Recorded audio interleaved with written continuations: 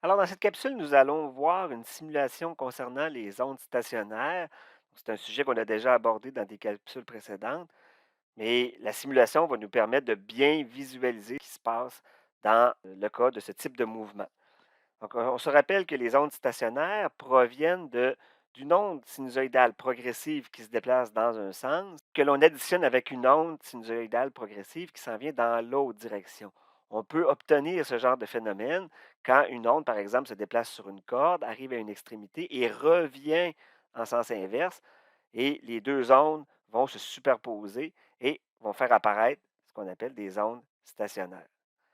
Donc ici, je vais vous montrer tout simplement comment les ondes stationnaires peuvent être générées.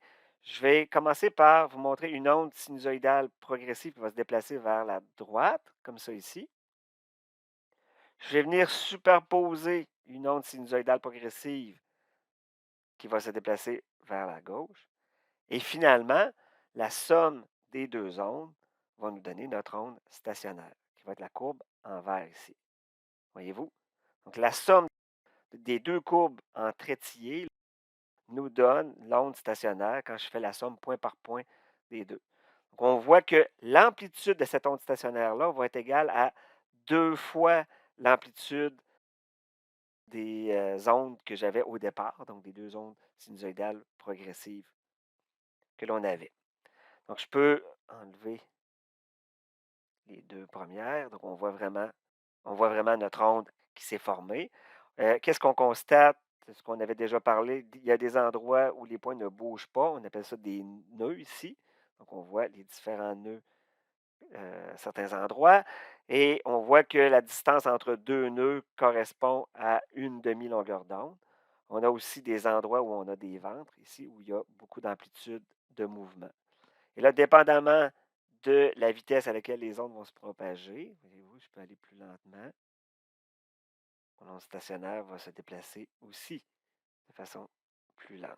Ou je peux aller plus rapidement, comme ça. Je peux aussi changer ma longueur d'onde en jouant avec le nombre d'ondes que j'ai ici. Je peux en mettre moins. Voyez-vous, donc ma longueur d'onde va être plus grande à ce moment-là. C'était une petite simulation qui vous permet de bien voir ce qui se passe dans le cas des ondes stationnaires. N'oubliez pas que si vous voulez vous-même aller jouer avec les différents paramètres, donc aller vous familiariser avec la simulation, j'ai mis le lien dans la description de la vidéo. Encore une fois, n'oubliez pas de temps en temps de mettre un petit pouce. Ça me fait plaisir, des commentaires aussi. Et n'hésitez pas à vous abonner à la chaîne.